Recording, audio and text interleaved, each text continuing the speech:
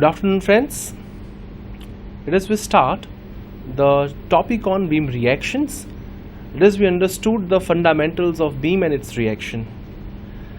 The title of this topic is beam reaction. Question may arise in mind, what is the meaning of beam? Before we will understood the beam, after this session we will able to understood the following things. The first is the type of supports. Define and draw the types of beams. We are able to draw the types of beams. Explain the types of loads. Calculate the support reactions of the beams. This whole presentation divides into the 7 parts. Starting with the first is the introduction to beam. Question may arise, what is the definition of beam? How we will define a beam? Beam is a structural member that carries a load from the slab that is applied transverse to its length and transfers to the column, specifically vertical member of a structure.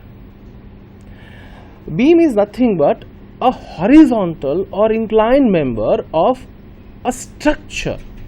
We are just like me, I am standing on the roof. Then my load is transferred on this particular floor. My load is transferred on the floor and the same load will be goes to the beam. That beam transfers the load to the column. Just see this particular figure. The people are standing on the floor, load transfers to the beam and then to the column. The loads are initially applied to a building surface.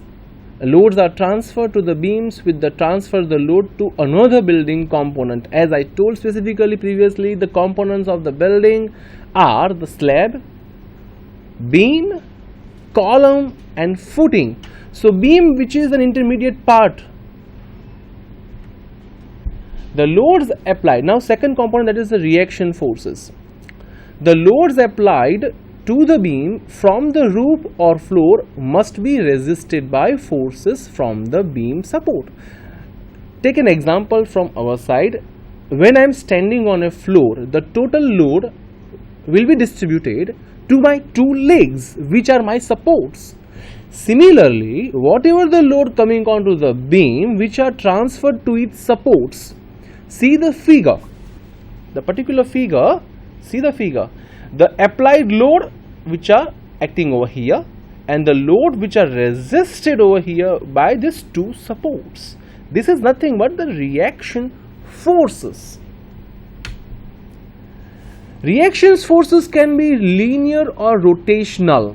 These 2 are the important words. First is the linear and second is the rotational. Linear reaction is often called shear reaction, that is specifically termed as R, and the rotational reaction is often called a moment, torsional moment M. If I will take an example of a door, when I will open a door or closing a door, then in that case, whatever the pulling forces which we are applying will be resisted by the hinge connection, but it will be rotated also. Next. Now, next word is the moment, because when we proceed further to the beam reaction, the fundamental should be known about the moment. So let us be understood within this one slide what is the meaning of moment. A moment is created when a force tends to rotate an object. The magnitude of the moment is equal to the product of force and the perpendicular distance from the line of action of force to the point of application. Let us taking an example, that is the one beam which is shown over here and load is applied F, the perpendicular distance is D, then force F multiplied by D is nothing but the moment which is acting as the support. I wish that you are knowing about this fundamental, because this fundamental should known to anybody, everybody, then and then we are going to enter the beam reaction. Next part, the fundamental principles of equilibrium. I will repeat once again, this fundamental should be known by every student, because these are to be known and then we have to proceed further for the beam reaction. So first one, sigma V is equal to 0.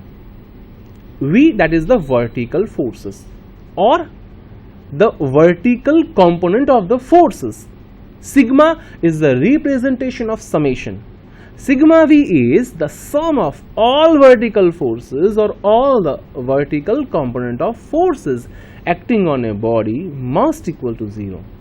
This is the first principle. Second, sigma H is equal to 0. H means horizontal forces or horizontal component of forces. Sigma, summation. So sigma H means the summation of all the horizontal forces acting on a body must equal to 0. Third, sigma MP is equal to 0. Summation of all the moments acting at any point P must be 0. So we have to use these three principles of equilibrium to find out the beam reactions. Next, types of the load. There are various types of the loads acting on a beam, like first, concentrated load or point load.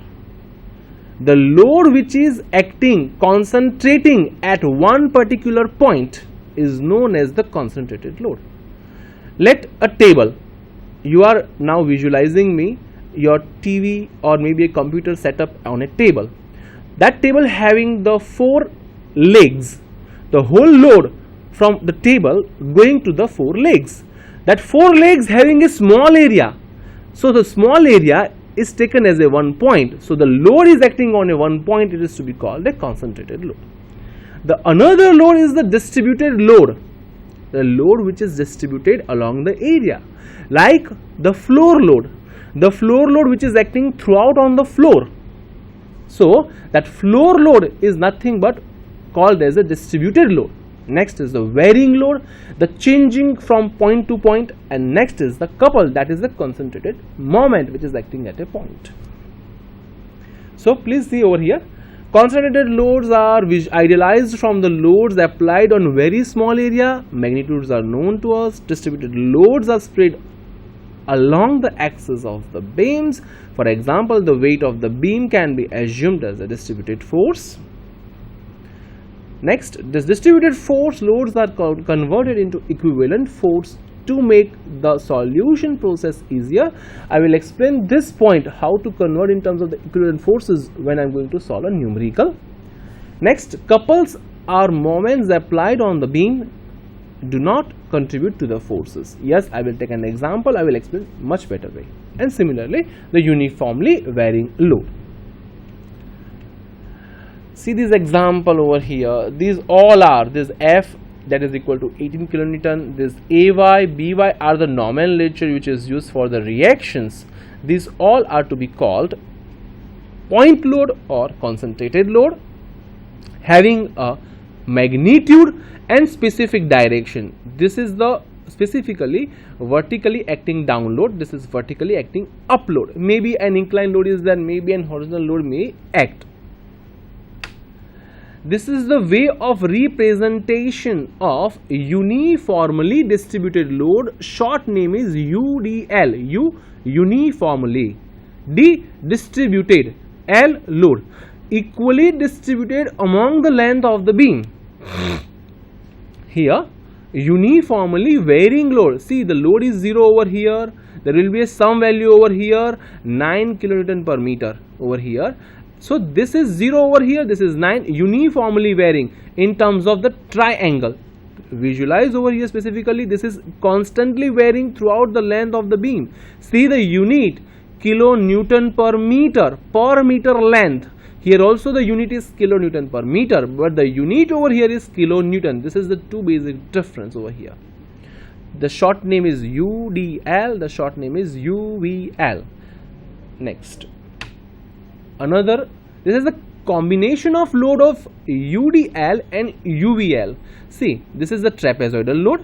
So from here I will cut it down. So this portion will be act as UDL and remaining triangular load which is act as UVL, and that has been converted to the equivalent point load which has been shown over here. Let me explain right now over here. This is 1500 kilonewton per meter, 1500 kilonewton per meter, which is act as a UDL.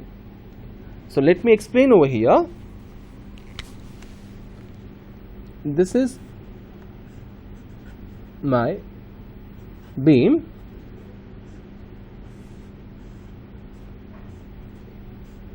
This is trapezoidal load. This is 1500 kilonewton per meter. This is 4500 kilonewton per meter. Now I will divide the load into two parts. This is first, this is second. Then I will convert. So what I did, this is the UDL 1500 kilonewton per meter, and another is 4500 minus 1500, remaining is 3000.